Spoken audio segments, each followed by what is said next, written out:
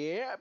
Good morning, good afternoon, good evening, good dawn, wherever you find yourself. Welcome to another trailing episode of the Power Series. As you can see today, I'm wearing my Power Automate. I'm going to do something around, the Power Automate, Win Automate actually, and then, RPA. That's what we'll be taking a look at. Well, I realized that the stream is probably misbehaving. It's kind of like a bit laggy, no problem.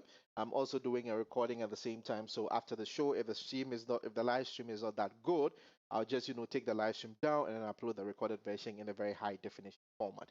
So let's do it as usual before we get started. Let's watch our montage. Right back.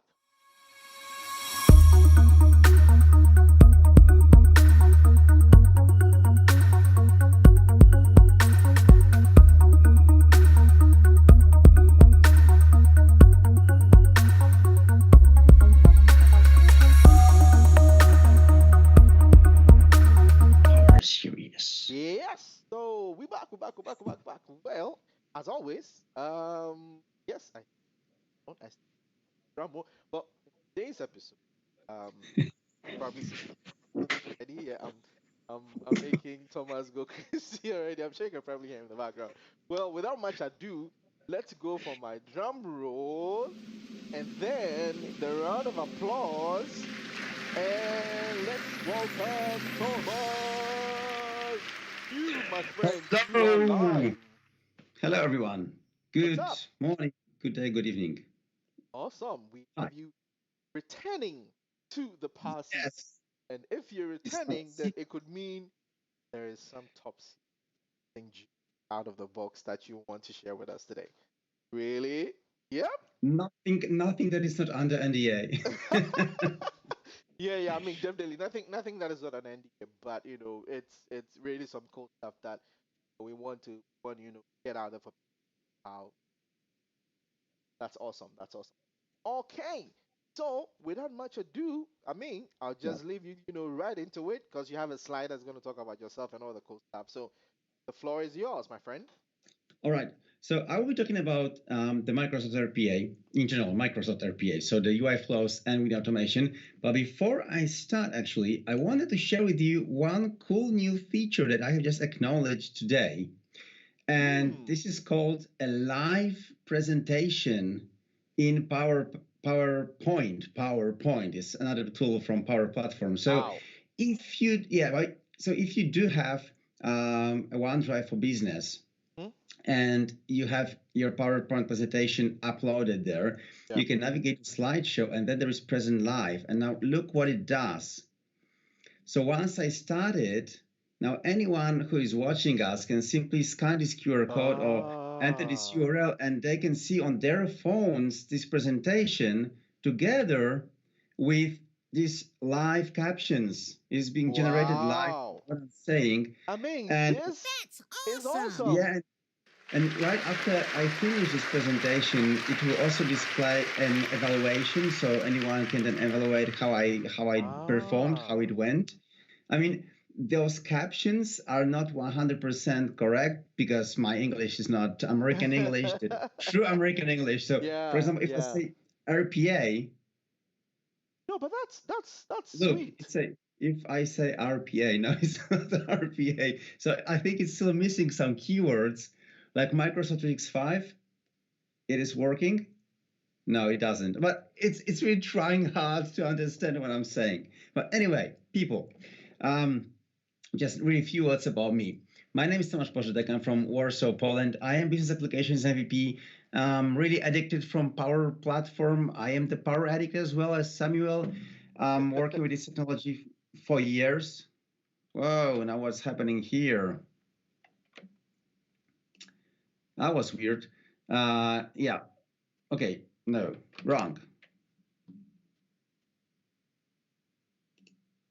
Go home, desktop. I don't need you. Now, what have I Don't need closed? you.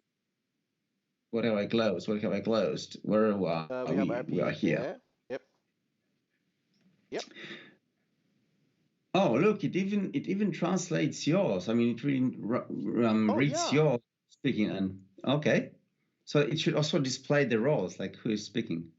Yeah. Uh, This is crazy. Okay, so This Yeah. is crazy. Yeah, So okay, can you minimize like there's a video of your slide like mine. No, so bottom right. Your that yeah, if you can minimize that because we already have it. Awesome. Yeah.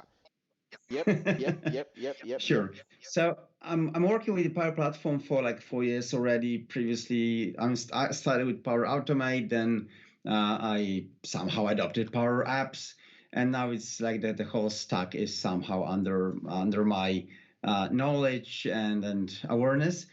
But before then, I was working for long years with SharePoint and other Microsoft tools. So I really encourage you to follow me everywhere you can. Subscribe to my YouTube channel. Follow me on Twitter. Read my blog posts. I recently also started to, let's say, refurniture or renew my blog UI. So I hope you're gonna like it. And without a further introduction, I wanted to jump to RPA. Spell Yep. it right. Come on. RPA. Yes. Finally. Yeah. And okay. And just a few words about the history so that we have all this common sense and common understanding. So the whole RPA history started around 1959 when people at IBM, so especially Arthur Samuel, oh, Mm. look, Samuel here, Samuel there, started to work on the machine learning. And that just gave this push to create or to start work as well on the artificial intelligence. And then through 60s and 90s, companies were developing NLP, so this natural language processing, so that the computers were started to be capable of understanding our natural language. So what we say, they were able to read and then translate into bytes and algorithms. And then in 90s, the new technology for the screen scrapping was introduced, which gave somehow like a fundaments for the RPA that we know today. And then 2000, the 21st century somehow started. And this is the year, I mean, around 2000, 2003, this is the time when both the Blue Prism, the UiPath, and Automation Anywhere, those three companies actually were started.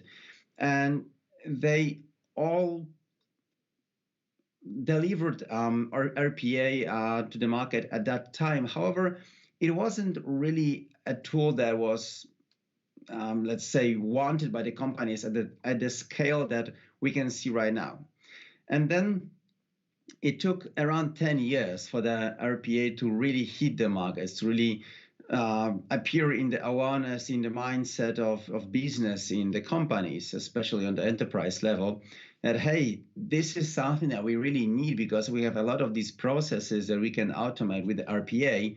And this is I mean, we can save a lot of money on doing this that way instead of simply trying to rebuild our whole application landscape to combine them or to integrate them on the API layers.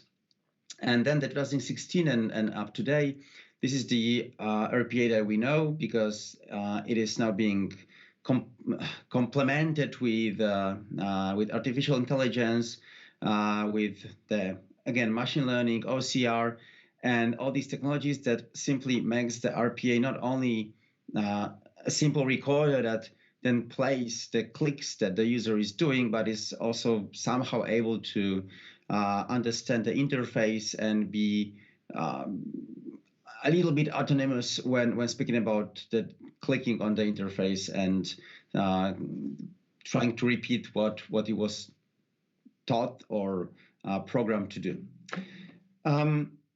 What is also very important is that by 2023, this market for RPA by Gartner is predicted to be worth over $4 billion, which is a lot.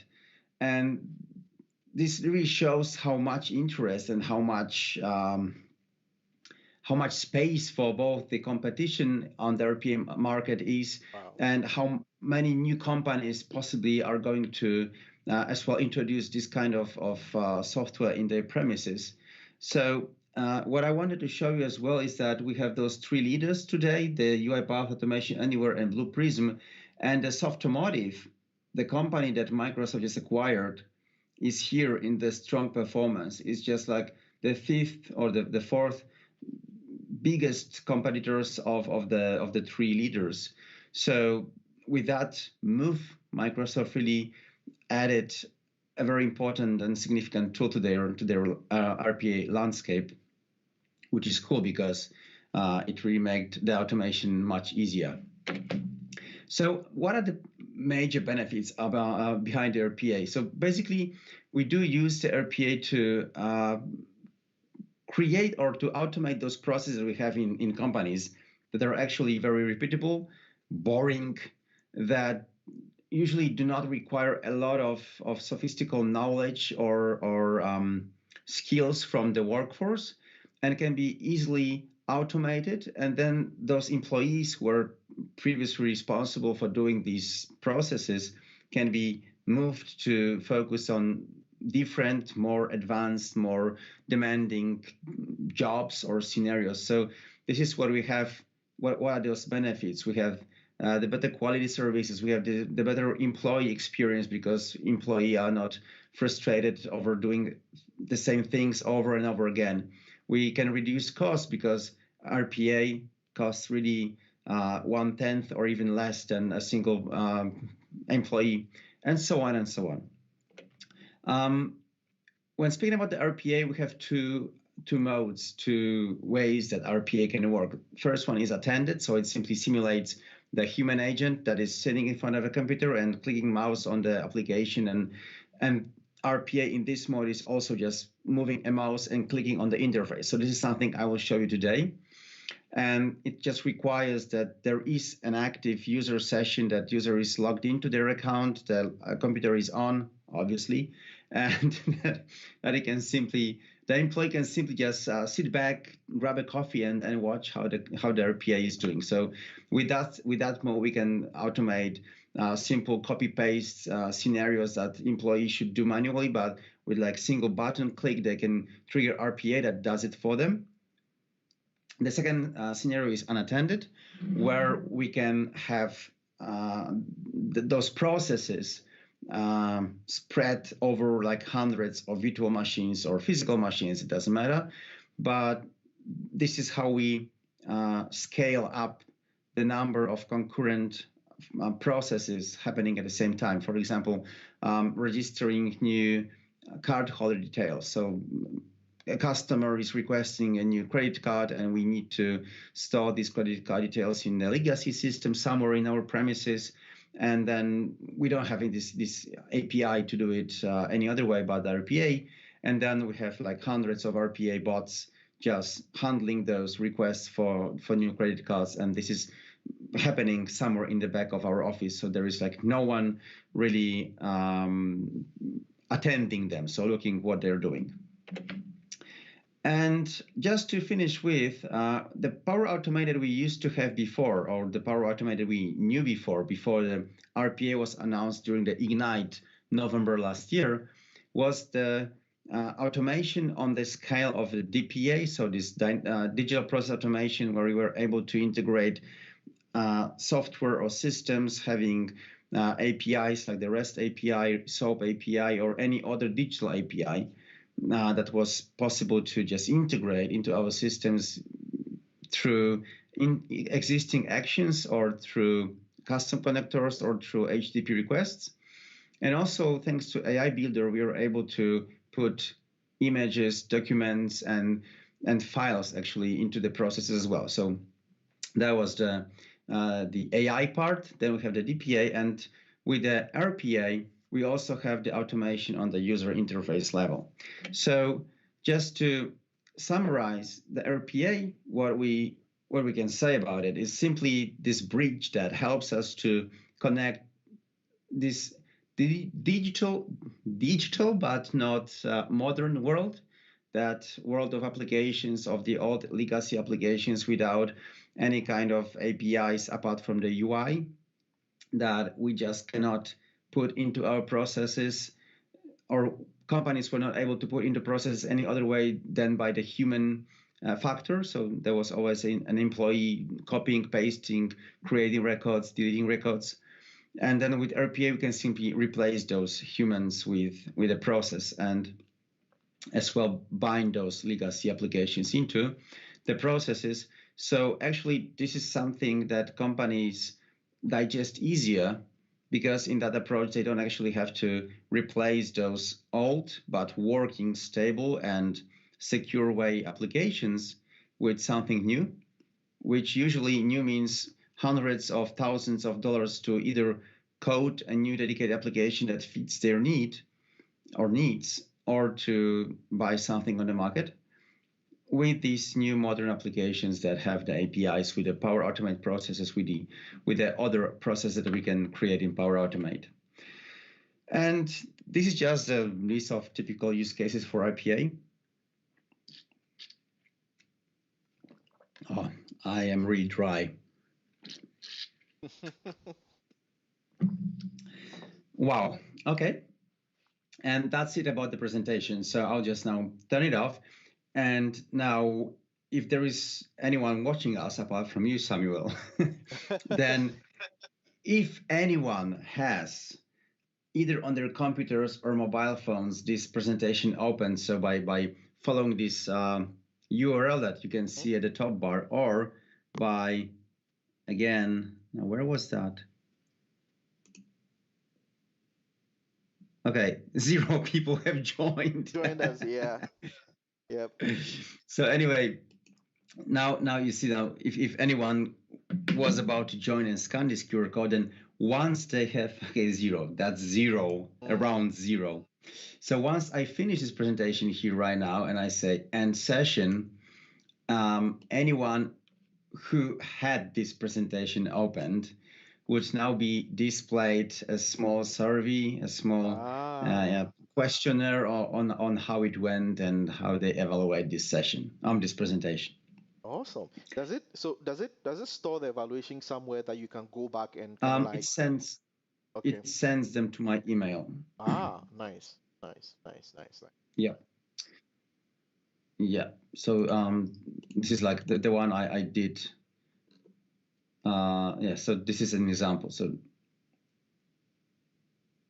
okay, that's cool. But there is a link as well, so I can open this. Okay, so using probably forms and the response to the forms. Okay, that's smart. It does even use the Forms Pro, not the regular forms. Yeah, so this is what is being sent. It's just being generated automatically, and it's being sent to everyone who watched the session, and now I can see the feedback. So that's cool. Awesome. Right. But nobody was live. Okay. Right. I just need to refresh all those places. Okay, so let me now just jump into the UI flows and first start from the UI flows.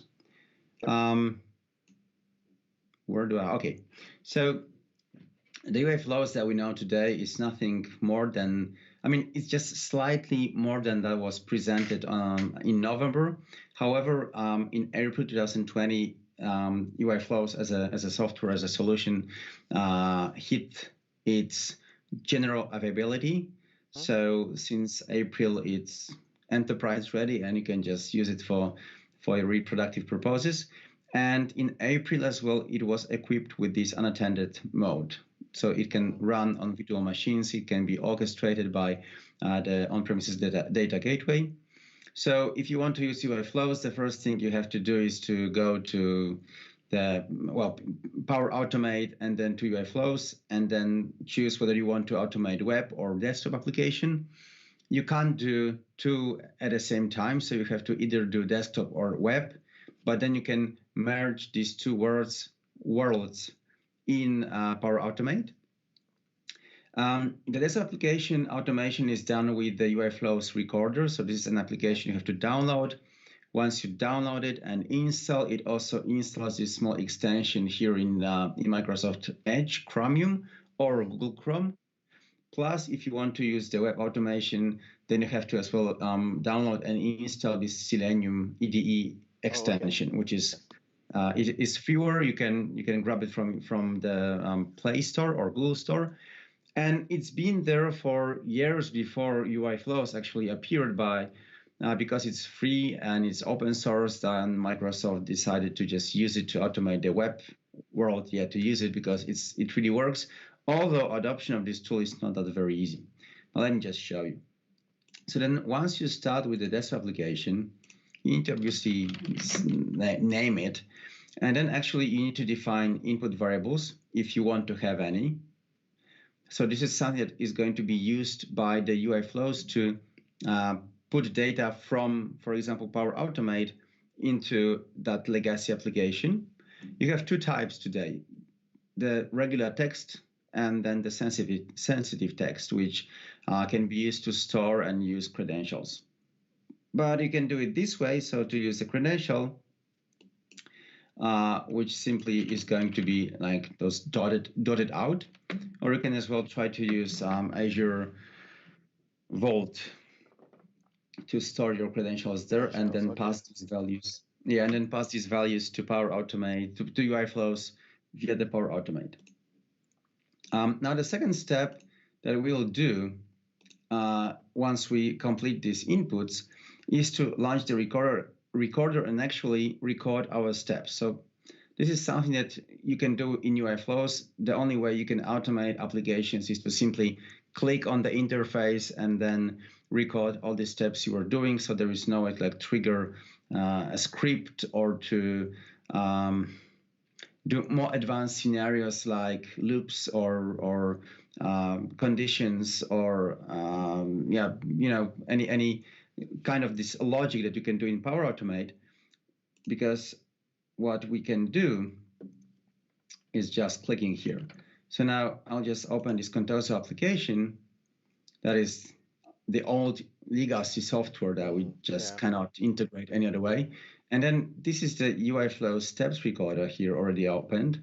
And once I hit record and start navigating over the interface, you can see that all those elements of UI that the UI Flows is able to recognize or to identify are highlighted with this blue border. And that means that with this approach, UI Flows is actually aware that, okay, this is the invoices label or element of the UI. So when I clicked it, it has recorded that I clicked this particular area of the application. So not the Y and X coordinates. No, it just clicked this part of the UI. So even if I move the application somewhere and then I play the recorder, it will still know that I clicked here. And then we can simply, again, navigate here, type some information. If I had defined the inputs, like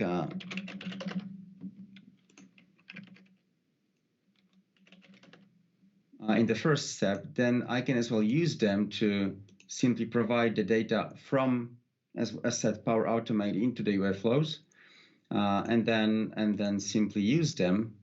I can as well use output. So with that, I can either get the value from the clipboard if first I have copied it to the clipboard, or I can select again the value from the screen. So for example, here, I want to use this ID. It had been read properly. And this is the value that I can actually grab and then return back to the Power Automate that triggered it. So once I finished, once I hit this stop recording, all the steps I did are actually here present. And for example, the first one, that's new. So these selectors is something new. It used to be a selector and it used to be in advanced options. So there is, all right. I think something is being, something's being updated. I see like the same field 2 times. But anyway, each action that UI Flows is recording consists of this screenshot. One small remark, every UI flow that we are doing, everything that is presented here is being stored in CDS. So to use UI Flows, you simply need to have environment with a CDS. CDS, okay. Yeah, so the invoices, so the place where you click, and then selectors versus selector. I have no idea what is the difference, but I think it's just the same. Something is just being rolled out. Is simply this identifier of the field in UI that UI Flows know then what to click. So what to look for in this application's UI, and then what to click. Then wait after action means how long should this activity wait to execute this particular action after the previous one. And now UI Flows has these maybe not weird, but a little bit frustrating feature that as long as you as a human wait before clicking the next elements in UI. So like when I was showing you how this UI flow recorder works, I did not click at once. I mean, very fast, all those elements. I just clicked one and then talking and talking and talking and then click second element.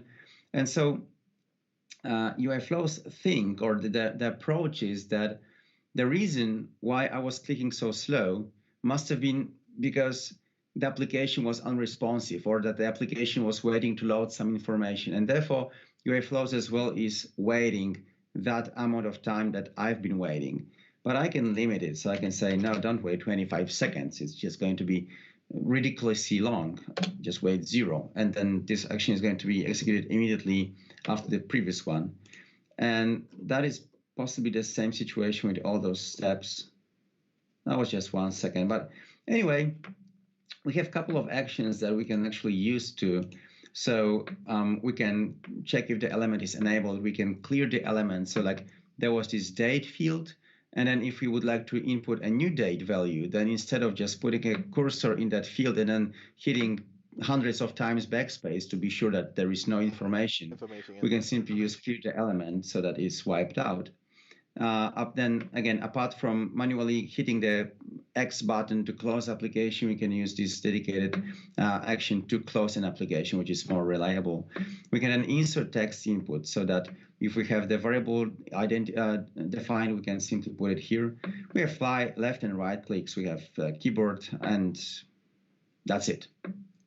As said, we don't have here any rules, we don't have any conditions, we don't have loops.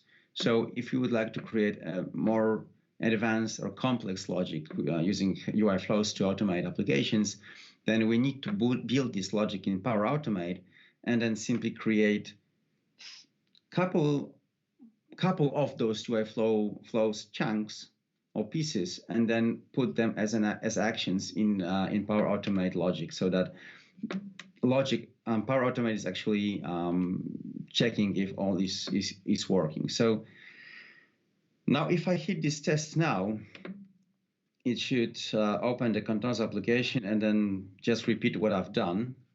And this is being done locally on my machine. Okay. Now, once I trigger UI Flows via the Power Automate, then it actually requires on-premises data gateway to be installed on the application.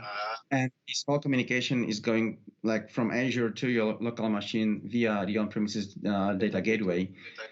Yeah, so that's another thing that we have to. Okay, so it's a total mess. I just possibly didn't hit the new button. But anyway, it actually doesn't matter. So this is how it works. It was just a test. I will just show you the working scenario that works much better. And then, yeah, I don't want to actually save it. And then the second scenario is the web application. So now once you start with the web application, let's go to Bing. Then we have the Selenium IDE triggered. And actually what we have to do now is to start as well the recording. So it will open the Bing or the web page that we wanted. And then we actually can start again doing whatever we want, like what can I say? What can I look for? Let's say we convert currency. Okay, so now it displayed the value, and again, I know, type in here €5, and then I can say, get me, not a get, but store value, and then use this pointer here to as well. You can see that the IDE, the Selenium, is also highlighting the parts of the HTML DOM structure that it can identify. So yeah, get this value, then close. And it also records every information or everything that I'm doing. And then once I complete the recording and then as well hit this run test, it will repeat everything that I've done. Okay, that was some sort of an error with the store value. And I can do it again this way. So just by using the recording and simply navigating on the interface, and that sometimes works, sometimes doesn't. But the Selenium IDE, on the other hand, has a very big number of commands that we can choose from to actually do our automation on the website. And that is a huge amount of things.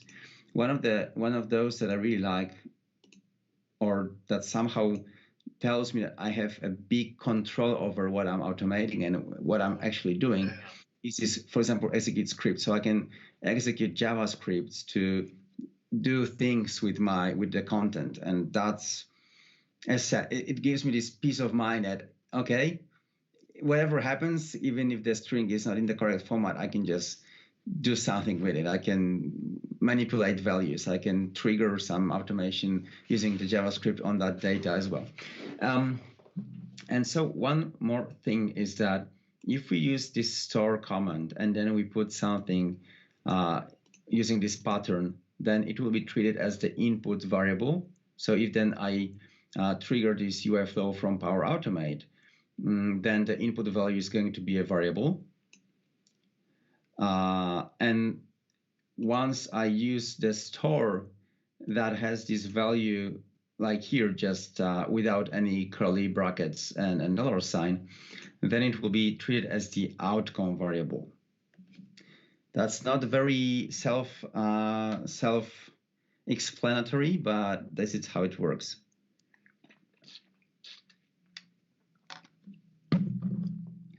Okay.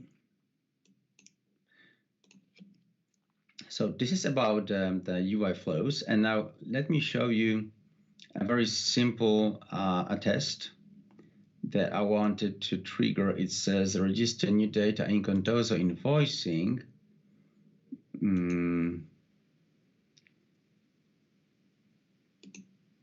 Right, so I think this is it. So now the scenario here is, at first I'm calling the UI flows for the web. It converts information from the PLN, and then I trigger the UI flows for the desktop to store this information in the Contoso invoicing app. So let me just show you how it works.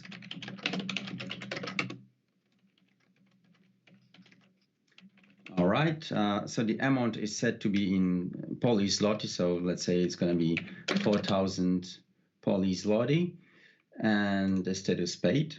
So now once I hit the run, the UI flows is going to be called via the on-premises data gateway, and I have my hands here. But you can see that just in a second, it should trigger the Selenium IDE or not. What's up, demo day? It's okay. Oh, okay, yeah. It's always, it should work because this is something that is said to be enterprise. Okay. That's running now, right? Yeah, it's running. So the first step has been done, is completed. So it has converted the value, and then it just takes a little more seconds after the actual UI flow is completed. But Power Automate is aware that it is already completed, and then it moves on to the next section. But okay, right now it should trigger the Contoso invoicing application and simply store that test data that I have typed in as a trigger with a converted currency value. Okay, but it failed. No, but at least they run. We saw it running, so yeah, I just wonder why it failed. I have no idea why it failed, to be honest. Possibly, yeah, there is something something changing maybe in the back end of the actions. But well, the point is that I passed the 4,000 as the input, I got 1,012 as an output, and I was able to pass this information to the to the UI flow to trigger the desktop automation. But for some reason it failed, and well, not much information why. But it is not very important because I wanted to now move on to WinAutomation. So with the WinAutomation, Yeah. where are you? Where are you? Here you are. So the WinAutomation is this tool that was built by Softomotive, and it was on the market for a few years, and it almost reached the leaders area in both Gartner and Forrester, Wow. those magic quadrants and waves. And thanks to that Microsoft acquired it, they actually created us or gave us the tool that completes the RPA functionality. So with WinAutomation, we can really build in a single place very complex processes that have loops, have logic, can call multiple endpoints, can automate both web and desktop at the same time, can do a lot of things. This is just the tool that you can compare to like Nintex RPA or Blue Prism, and you don't have to really use UI flows to do complex scenarios right now because you have WinAutomation. Yeah.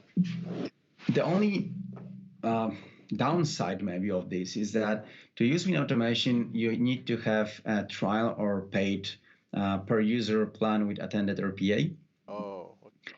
And so if you'd like to run WinAutomation in this unattended mode, then you need to have the unattended license, attended license for the computer where it runs, plus the Power Automate license to actually trigger the UI. What? That's like a lot of license. Yeah, so it costs some amount of money, but from what I heard from my customer at least is that to compare it with the Blue Prism, for example, it's just cheap. I don't know, the pricing of the Blue Prism. So anyway, the WinAutomation, it comes with two sides. The first one is the WinAutomation console, which is used to actually manage your processes. It gives you this processes explorer here that you can organize the process into folders. You have the ribbon where you can define triggers, scheduling, review logs, and then as well review the options. Like the thing that I really like the most so far in WinAutomation is how it handles errors, because you can actually define the global error handling on how it just should behave if anything goes wrong. But then once you go into the designer, you can actually define error handling separately for each action, which is really cool. And then you can start designing new process from either directly designer, where you will end up in the end every time, because this is where you really craft the process. Or you can use the macro recorder that helps you to automate desktop applications, or the web recorder that works in Firefox, Edge Chromium, Google Chrome, or the native browser that comes with WinAutomation, where you can actually automate the web. So I'll just go into the process designer, or maybe, you know what, I'll just open the existing process. Also, what is really cool about the WinAutomation is that once you install it, it comes with this handy set of 9 folders full of the examples from very beginning, from the very easy one until up to the very advanced.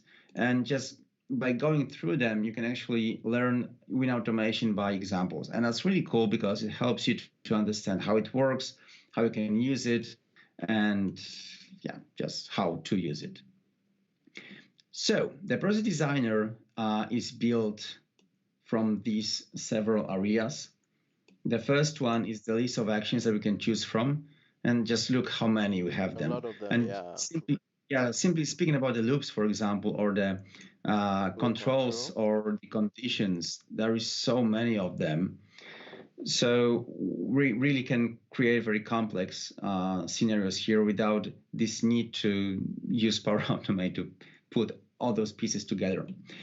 We can as well call many third-party endpoints. We can as well use Azure Cognitive Services here somewhere. So yeah, we can as well engage cognitive services from Okay. Azure Yeah. without a further need to call Power Automate, process it on that side, On and that, then yeah. return the outcomes. There is OCR, which is also very useful when you're automating the desktop applications, or when you're automating Citrix or virtual desktops, because this is just images. You just can't go into the virtual desktop with RPA and click on items. Right. Then we have the main screen, which is a designer, where you put all the logic. Those tabs here on the top, these are functions. So things here. And then functions are used to simply put parts of the process, like move them outside, create a function, and then you can call this function from multiple places. So you can build the reusable parts of the logic. And plus, it also helps you to make those processes easier to maintain and understand, because you don't have a very large process with hundreds of actions, but you can simply split it into functions and then call one function from another, and this way make it easy to understand. Plus, what is also useful to make the process more readable, let's say, is that you can put actions inside those regions, which is like a scope in Power Automate. So you can just collapse it. And there is also a way to, where was it? To color it somehow. I don't know where. I just saw it. So that you can put a color onto the action, and as well use this color to say that, for example, those particular actions are related to the same application or the same logic flow. Then there are variables. So all the variables that you're using in your flow across all the functions that can store multiple values. They have multiple types like integer, text, table, list, object. And last but not least, there is a controls repository that stores information about all the controls that are being used inside the process, which are the same as in UI Flows. So these are those identified, recognized areas in the UI of the application, as well with those small screenshots that tells you what actually was clicked to get this control information. Now, when you want to start doing new WinAutomation process, my bad, you can start from hitting this recorder. But what I acknowledge so far, what I saw so far, is that it somehow doesn't work that very well. Maybe it's just my computer, maybe not, but you saw that I click the invoices and there is nothing happening actually in the recorder actions. I click new, and okay, it somehow said it was a double click, even though it wasn't double click. So I somehow doesn't trust this recorder. And yeah, really. And so for these, go away. I hope it didn't record anything. No. And so for this, what I somehow recommend is not to make those clicks on the UI, because that is not a huge benefit. Just do those clicks. Better is to simply click this Add Control button, and then once I hover over the UI, this time it works like a charm. Everything is really recognized. And then when I hit the left control and I click the mouse button, it knows that, okay, this is that part of the UI. This is the invoices label. Further, if I do a Control plus Shift on the UI element, it also displays the whole this is XPath and identifier of the field I actually clicked. So that gives you even more information about where it actually clicked and if this is the proper field or not. So this way, we should really grab information about those controls and use it. Okay, I will just remove those unused controls. Where was that? Oh, here. And now what I wanted to show you is actually Oh, just one last thing before before I actually trigger it, is that how we can actually integrate WinAutomation with UI flows. So the approach that Microsoft is recommending that we can learn from reading their docs, so the documentation about the WinAutomation, is that we should actually trigger the WinAutomation process via the command line. So if I Oh, go, yeah, so I have to, so like I need to start, the flow is like that. First create Power Automate, that triggers UI flows, and then okay. UI flows triggers command prompt, types command to trigger WinAutomation, and then we have WinAutomation running. So the logic to actually integrate apps, to actually integrate the Power Platform within WinAutomation is not only to have the on-premises data gateway, but actually to use this kind of the command to trigger it. So let me just like show you with this small example. Once I hit it, it will actually trigger the continuous invoicing, and you see in this bottom right corner that Yeah. the recorder is running, and this is just that fast. So in just 10 seconds, it has completed. And the last thing is that the way we can return information back from the UI flow, sorry, from the WinAutomation to the Power Platform process. And here again, documentation says use this message window. It's like display message. It displays this prompt, this warning or info message with information, and they say use the display message to return information, then make another UI flows that simply is triggered after a specific amount of time, and then once this amount of time passes, then the UI flows should just read information from this prompt and then get it back to the process.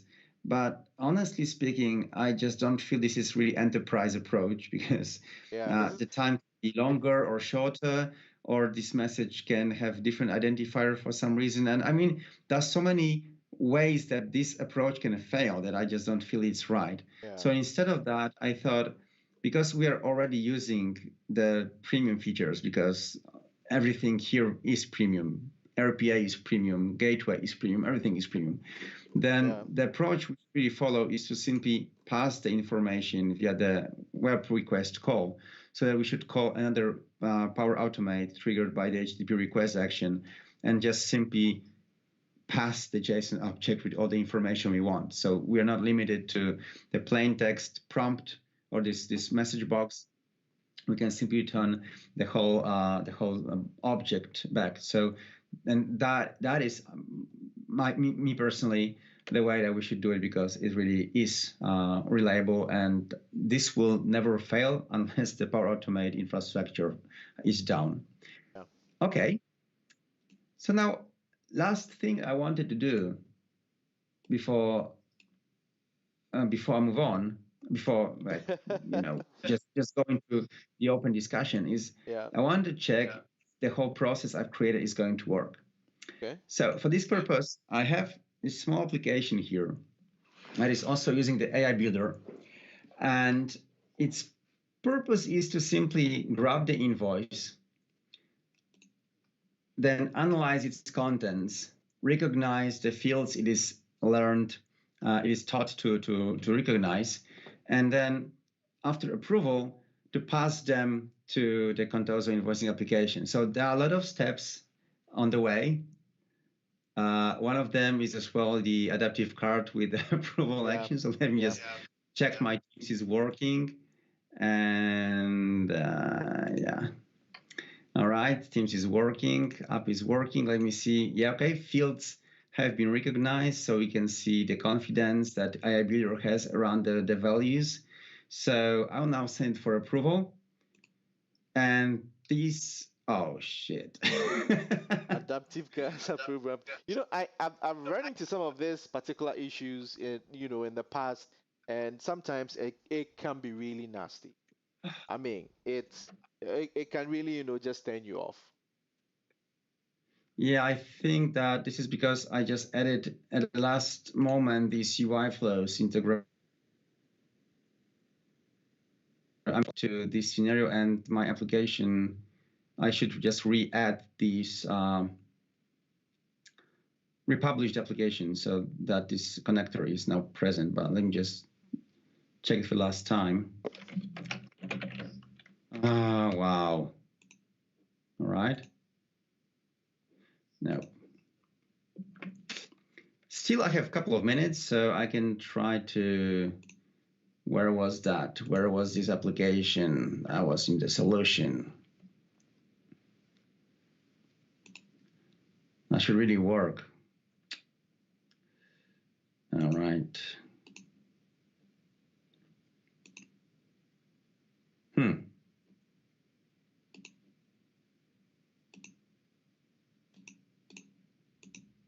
So, do you have any questions so that we can feel the silence? So at least thanks for bringing that up. So the question is, considering WinAutomate and the UI flows, what would be your recommendation? You know, it- can would you? I mean, your personal preference, and why? At what point should we use one over the other? Sorry, please repeat the question So because I'm between just between focusing. between the UI flows, the UI flow automation, and then the Win Automate, what is your personal preference? And then also, when should we use one over the other?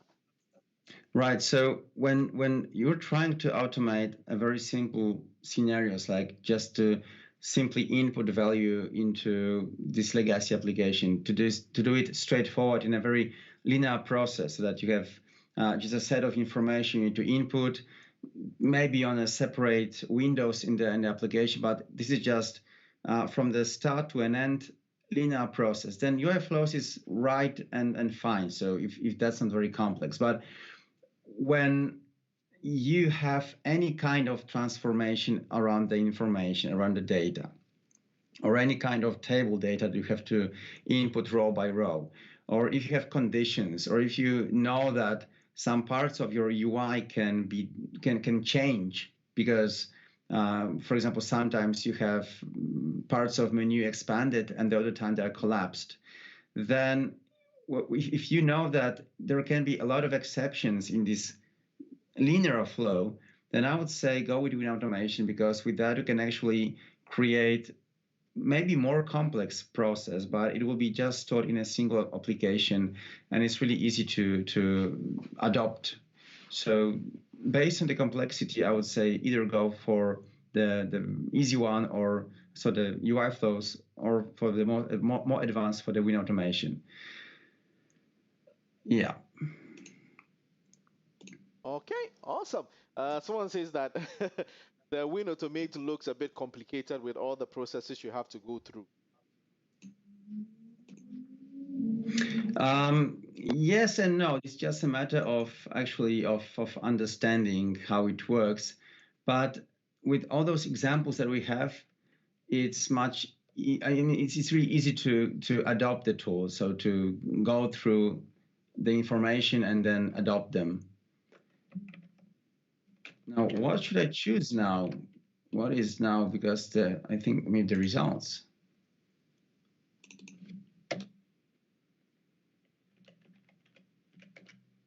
Okay, maybe now it's gonna work. Keep our fingers crossed. All right, let me check once again. Drum roll. Actually, let's Well, put the drum roll going.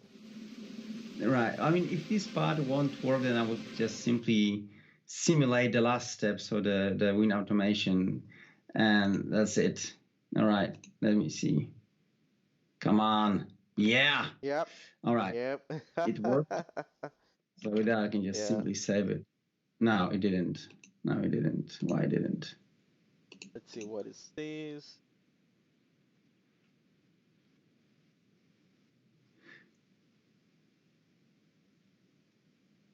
Adaptive. Yeah, it says it cannot find a valid connection for shared UI. Well, what?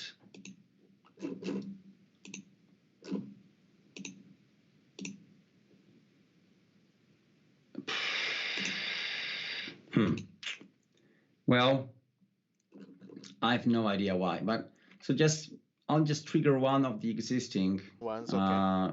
runs, and hopefully it will just go through smoothly. So that was just an example. No, it doesn't. Right, because I've added this new action and I just have to, I actually don't know how to work it out at the moment. Maybe I'm just blocked because of the stress, but I believe that there is, maybe I just need to re-add this. Maybe I'll just remove this connection and add it again.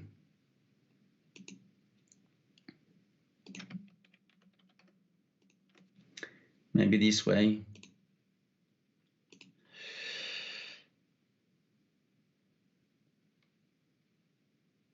And okay. Right.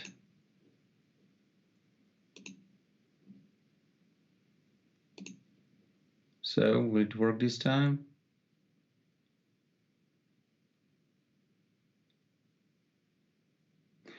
I really like those marching ends here. As long as they march, no, still the same error. Something came up. Yeah, there is still the same error.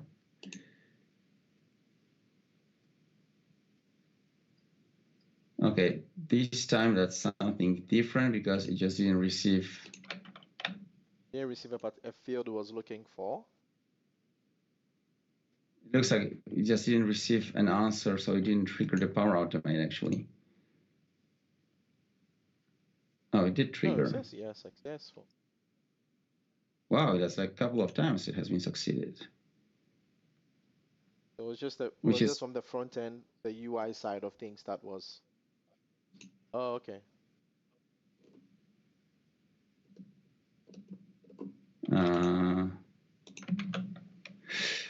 Okay, so I just see that something has changed about the schema, which is odd, but yeah, it seems I need to simply go through. There is no tables, I think, anymore, so it's just table.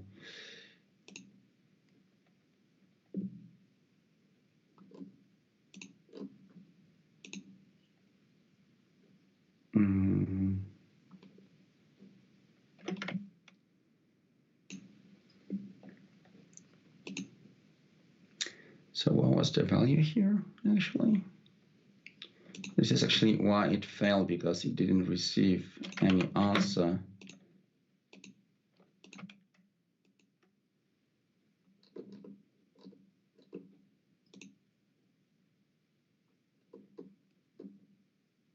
So now it's stable 0.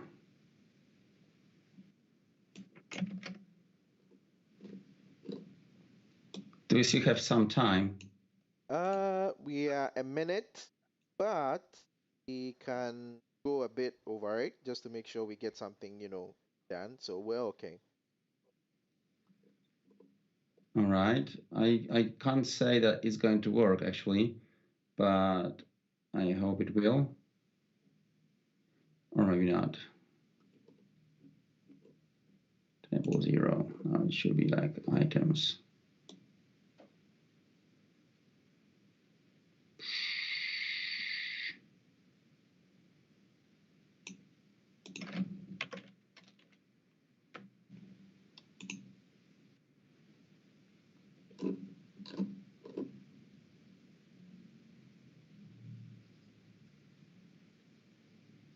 Okay, so looks that it should work. Some connections. Wow, which connections are not authorized? Like, what's going on here?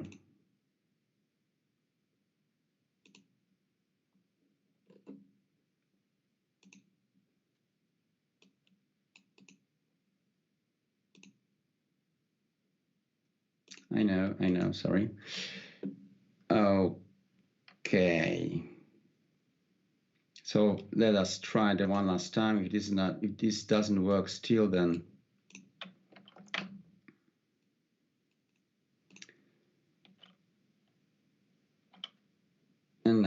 What's now? Now,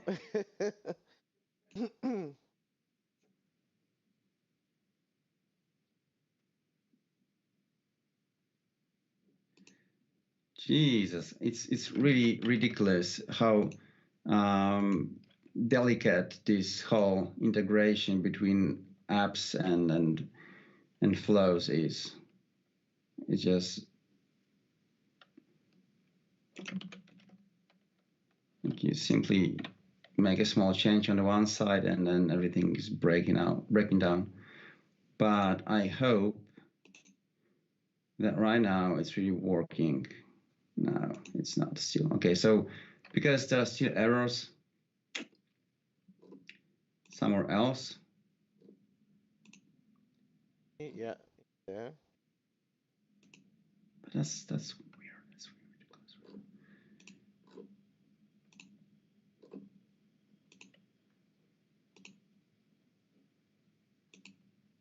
Why does it say it is unauthorized?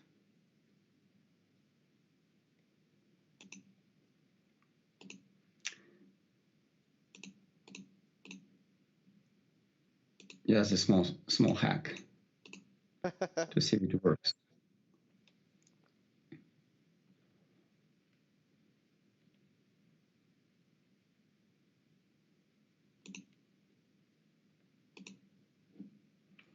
Maybe it simply has expired or something.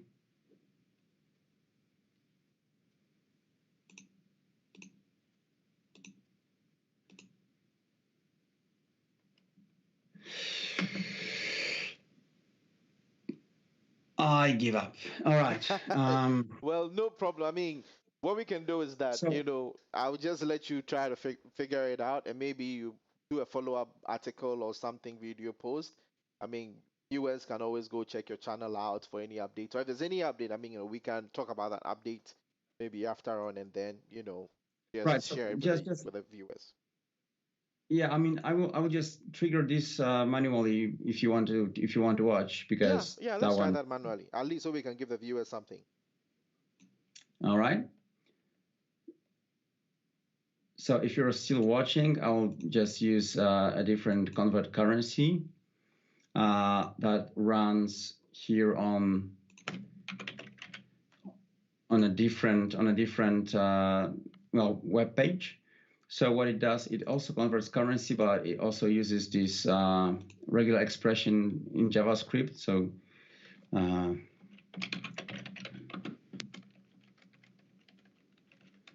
so it says in PLN, but because I wanted to use the dollar, I will just have the value in dollars because it was prepared to work for these numbers. And then let's say it's paid. So now let's have it working. So that was the last part of the whole process that I was trying to trigger from the power-ups from the AI Builder and just to make it automatic. So I can see it will switch the United States dollars. Oh, it is United States dollar, but it will. Okay, yeah. Okay. Yeah. So if it was not in dollars and euros, then it would as well change the currencies, so to match the conversion from dollars to euro. And right now it should trigger as well the UI flow that is triggering the WinAutomation via the command line. So let us see. Okay, so the UI flow is now running. It has opened the command line. Now it will start typing in this the command to trigger my process. Okay, so now as you can see, it just works. And then it types the values that I've used there. Oh.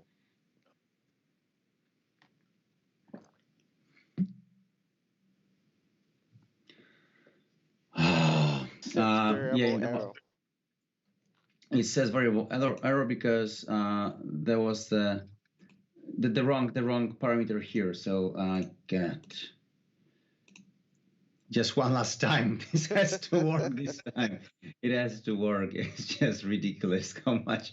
And, from my experience with the Power Platform, it's really rare that it just do something and it works from the very first time.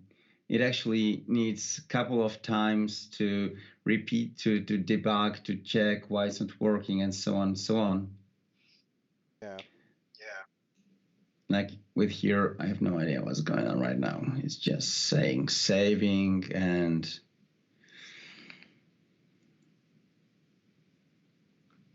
okay.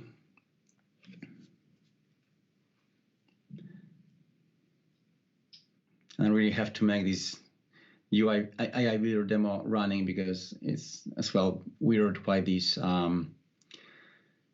actions or connections are not working. I have no idea. Maybe I'll just try to create it from scratch. All right. And hopefully it will work fine. So now the second step is to trigger. Are we still live, or have you? Yeah, we're still running live. We're Is there live anyone and else? recording. Yes. Yeah, anyone still is watching?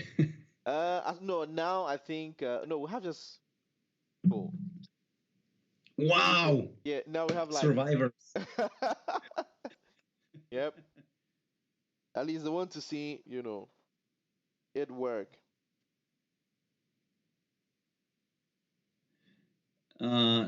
Yeah, he just grabbed the wrong outcome, but Oh, okay.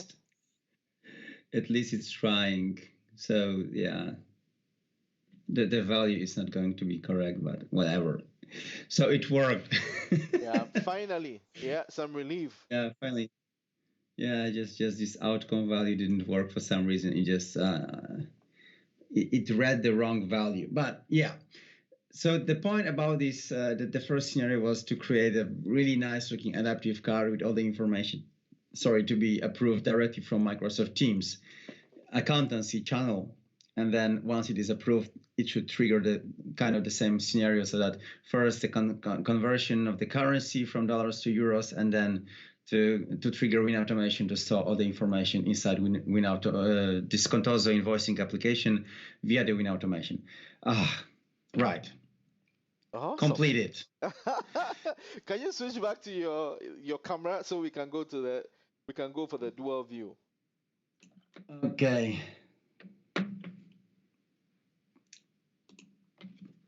Awesome. I'm back.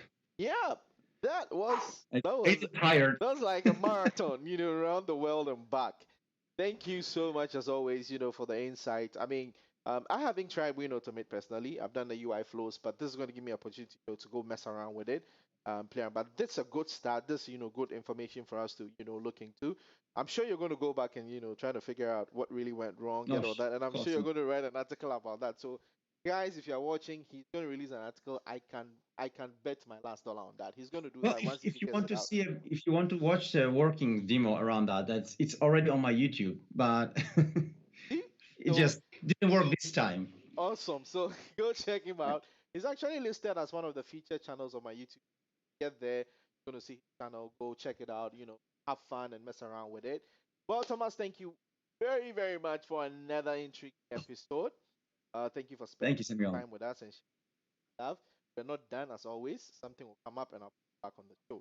So, viewers, thank you very much for spending quite a number of times with us.